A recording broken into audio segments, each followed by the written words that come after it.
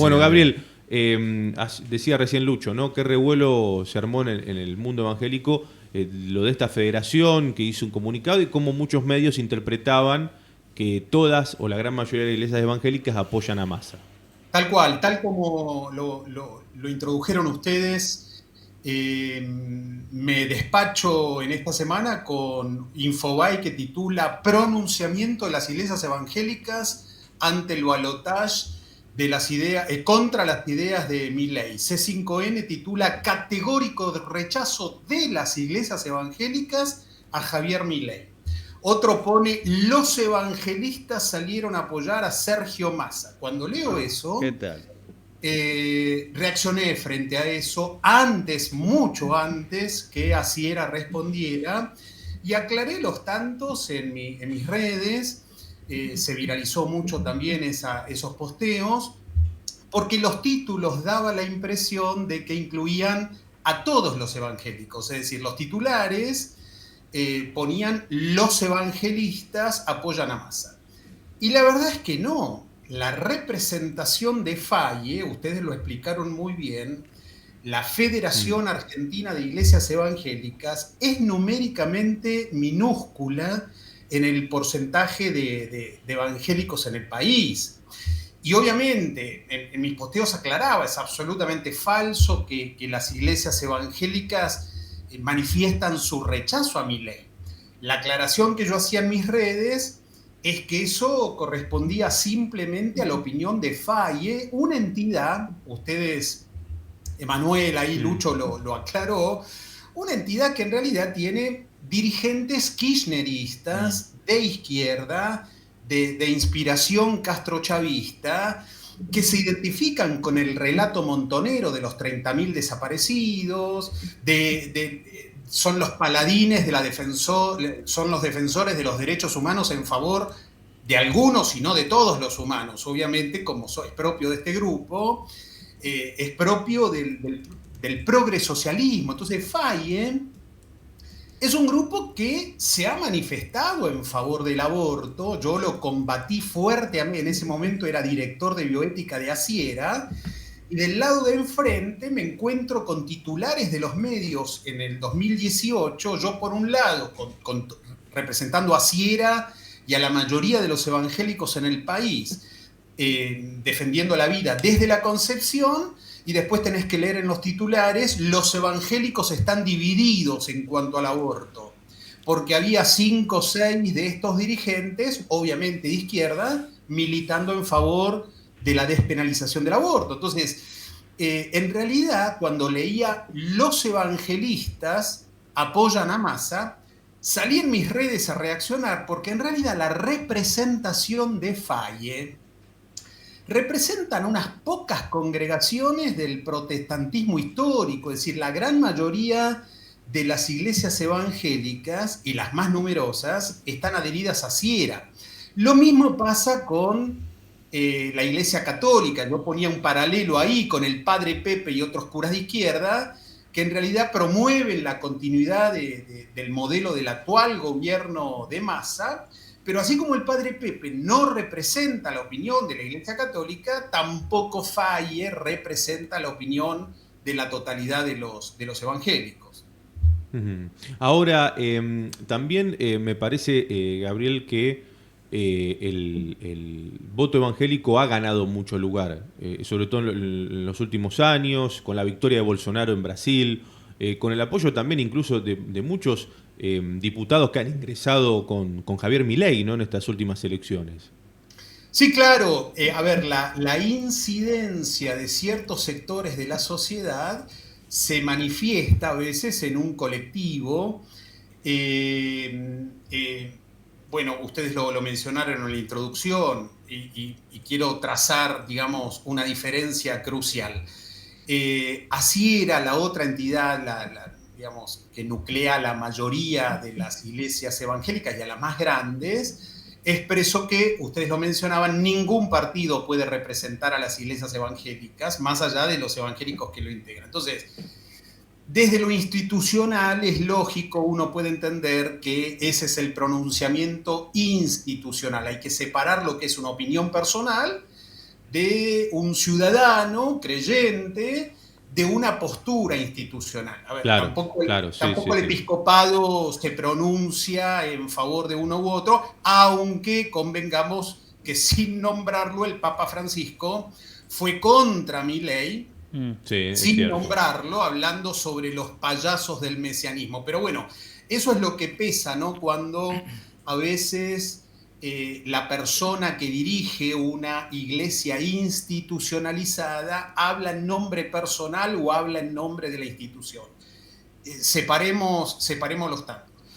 Mm. La realidad, la incidencia de los evangélicos en un voto se hace notoria, en muchos países es muy pesada, acá, por los estudios sociológicos, uno no puede decir que hay un voto evangélico, porque en realidad hay una pluralidad, lamentablemente una distorsión en unir, por un lado, todo ese discurso axiológico, valorativo, es decir, los valores que el cristiano sostiene, con un marco político. Todavía ese ejercicio no lo tenemos, todavía hay hermanitos dentro de nuestras congregaciones que creen que somos de otro mundo, es cierto, pero no leyó la frase de que estamos en este mundo, que somos ciudadanos de una república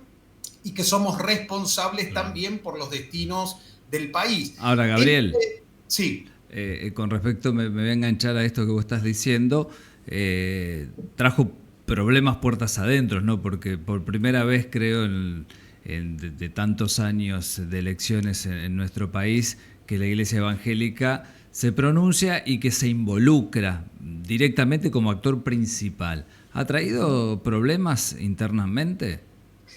A ver, obviamente hay una clara distinción. No podemos tener iglesias peronistas, aunque las hay, digo, ¿no? Es decir, iglesias peronistas, iglesias, digamos, conservadoras, liberales. Hay de todo en todos lados, es cierto, no hay un voto evangélico, hay de todo en todos lados, pero dale, digamos, hay un montón de razones para votar a un candidato y no votar al otro, digo, es decir, Milei es provida, Milei es antiglobalista, Massa es kirchnerista, dijo que iba a barrer a los ñoquis de la Cámpora y hoy Máximo Kirchner, Guado de Pedro, Agustín Rossi, todo el kirchnerismo está en sus listas. Massa es abortista, buena razón, porque digamos, si como cristianos decimos ser provida, amigo, hay una contradicción intelectual, axiológica entre lo que crees y lo que votás. Entonces, su esposa Galmarini hizo fuerte campaña en favor del aborto. Tiene Massa a su amiga Donda dentro de su espacio, o sea que va a volver a destrozar el presupuesto nacional con millonarias partidas al Ministerio de Mujeres, Sarasa y Género. Es decir, no hay un voto evangélico, es cierto. Pero el voto del próximo domingo es continuidad de este modelo empobrecedor o la propuesta de un cambio. Entonces, a ver, vayamos al pensamiento cristiano. En términos generales, es mi humilde apreciación, la ideología y la cosmovisión del cristiano debiera ser contraria a las políticas del aborto, a la promoción de las ideologías de género. Es decir, el verdadero cristiano sabe que la vida es un don de Dios, que debe ser respetada, debe ser defendida. Lo mismo la identidad natural, hombre, mujer, digamos, la identidad biológica. Un cristiano debiera identificarse con aquellos partidos políticos que defienden los valores tradicionales de la familia, de la libertad, de la vida. Hay un partido que propone el respeto irrestricto del proyecto de vida del prójimo basado en el principio de no agresión, el derecho a la vida, a la libertad, a la propiedad privada. Entonces, no hay un voto evangélico, es cierto, pero a mí me resulta difícil cómo un cristiano puede votar a una coalición de delincuentes que está saqueando a un país cuando por un lado perpetúan y multiplican la pobreza, y por otro lado tenés dirigentes en el Mediterráneo navegando en el verano europeo en yates con una mujer que no es su esposa. Entonces, es difícil compatibilizar ambas cosas. No hay un voto evangélico,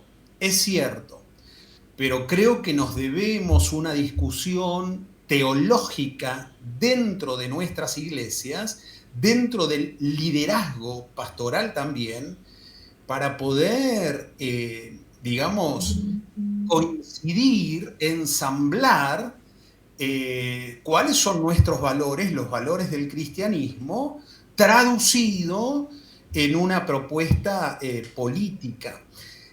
No es politizar a la iglesia, no se trata de eso, es decir, la iglesia institucional no tiene que estar politizada, creo que desde un púlpito se tiene que predicar el evangelio, no otra cosa. No me parece sensato la arenga política de ciertos pastores o de ciertos dirigentes conduciendo a su feligresía hacia un lado o hacia el otro. No me parece correcto y lo digo como pastor. Pero por otro lado, sí me parece necesaria la creación de espacios de reflexión para articular nuestra fe con un ideario, con una proyección, con una propuesta política. En el caso de Asquiera, no se ha pronunciado, ha mantenido esa neutralidad. Faye no, porque Faye, a ver, es abiertamente, históricamente se han pronunciado, es un grupo de dirigentes de izquierda, de inspiración, como yo lo posteaba, castrochavistas, es decir, son socialistas, progresistas, y no tienen problema en ese sentido. Ellos nuclean las iglesias históricas, que son las más pequeñas, las más vacías y las menos representativas, pero son socialmente visibles, porque cuando nadie reacciona, ellos mandan un comunicado, ¿no? Claro. ¿Qué tal, Gabriel? Buen día. Luciano Corti, te saludo, Lucho. ¿Cómo estás? Luciano, gusto verte. Bueno. Gabriel, está muy interesante lo que decís. No me queda claro tu opinión de Massa. A ver. Ya sé a quién vas a votar el domingo. Yo lo puedo... a ver, ok. Yo esperaba un debate un poquito más... Digamos, a mi gusto esperaba un debate un poquito más de mayor contundencia precisamente en la caracterización de Massa. Yo esperaba que se profundice un poco el desenmascaramiento de Massa en el debate, pero no ocurrió. Pero, Gabriel, eso si vos lo mirás, a ver, ¿cómo decirlo? En sentido inverso, eso que vos estabas mencionando que querías ver, quedó a la vista, porque quedó a la vista un tipo profesional que lo metió entre las cuerdas en la esquina a Milei, le pegó tanto y queda expuesto el abuso estatal, el abuso del político sobre el tipo común que trata de hacer una diferencia. Totalmente. Es decir, en el debate se pudo ver que precisamente Milei no es político, que no tiene experiencia para mentir, claro, que no está coacheado, es otra razón para votarlo, digamos, aparte de las anteriores que enumeré, qué sé yo. Se vio un Massa muy coacheado, prepotente, soberbio, que cree que el Estado le pertenece, bien propio del kirchnerismo. Un Massa hablando seguro, serio, mirando a la cámara, y cuando lo escuchaba más hablar así, ¿no? Con tanta solvencia, tan coacheado, me hacía acordar un poco a Cristina explicando la muerte de Nisman, a Rossi explicando Tremendo, el misil extraviado, a Alberto explicando el cumpleaños en Olivo, a Ginés explicando la pandemia, a Gabriela Cerruti, sin ponerse colorada, diciendo que no hay niños pobres en la Argentina. Es decir, toda gente preparada a nivel profesional para mentir. Son doctores qué bárbaro, en crear un discurso persuasivo para llegar con un relato. y lamentablemente llegan con ese relato Claro. a gente no informada, a gente que no lee, a gente que, bueno, sale en Crónicas, sale en C5N, es decir, gente que son rehenes de un sistema perverso. Ahora, Es que hay sí. toda una parte de la población, Gabriel, que yo lo observo, y le han robado la capacidad crítica de la realidad, le han quitado las herramientas para analizar la realidad. Y a un tipo como a Massa en el debate le creen. Obviamente, a ver, hoy tenemos un gran problema, por eso vengo en conferencias anunciando esto y un poco compartiendo esto. Los cristianos estamos frente a una batalla espiritual, una batalla cultural y una batalla que siempre termina siendo política. Tenemos que entender que la política es el medio por el cual se hacen los cambios en la sociedad. En la batalla cultural, estas propuestas del progresocialismo han tomado el sistema educativo. Entonces vos tenés universidades que ya no enseñan, adoctrinan, vos tenés profesorados, el nivel terciario, que le ha restado el análisis crítico a los estudiantes. Vos tenés chicos que terminan el secundario, chicos que entran en la universidad sin tener comprensión de lectura. Entonces, hay un plan, precisamente, lo vivimos en la pandemia, que se evidenció, es decir, todo el gobierno haciendo fuerza para cerrar la escuela. En Santa Fe, ustedes lo tienen ahí, muchachos, se pasa de año sin rendir exámenes, es decir, simplemente por tener el cuerpo nulo y jugar videos en clase, la sola presencia de un cuerpo orgánico en la clase es suficiente para pasar de año y aprobar un año de locura, digamos. Entonces, hay todo un plan estratégico porque no solo te quieren pobre, dependiente del Estado, sino encima bruto, sin capacidad de análisis crítico, y eso es funcional obviamente en cualquier elección. Gabriel, te agradecemos como siempre. No quedó claro mi voto, pero bueno. No. Te preguntamos el jueves.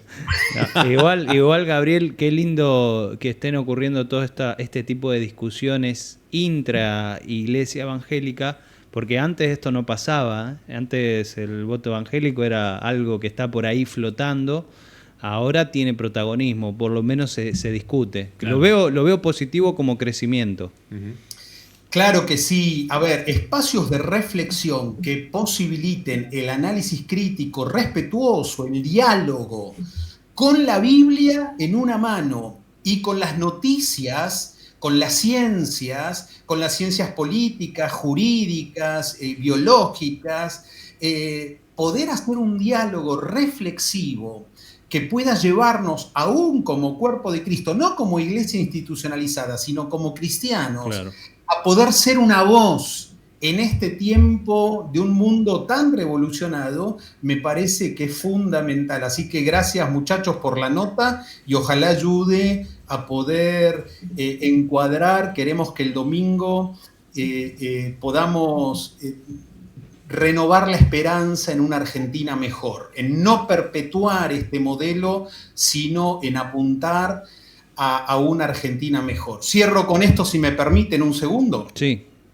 Mucha gente puede estar viendo que Milei no es ni el 50% del presidente que esperarían para gobernar los destinos del país. Pero hay mucha evidencia y estamos seguros de que Massa no es ni el 100% de lo que queremos para Argentina. Entonces, Dios pueda bendecir a nuestro querido país. Muchas gracias. Gracias. Hasta luego. Un abrazo. Un abrazo enorme. Chao, Gabriel. Adiós. Bueno, ahí estaba Gabriel Valerini, pastor y especialista en bioética, bueno, analizando esto que jugado en el día de ayer, ¿no? Como siempre, ¿eh? Sí. No tiene pelo en la lengua. No es tibio, ¿viste? No es tibio, no. Siempre dice lo que piensa y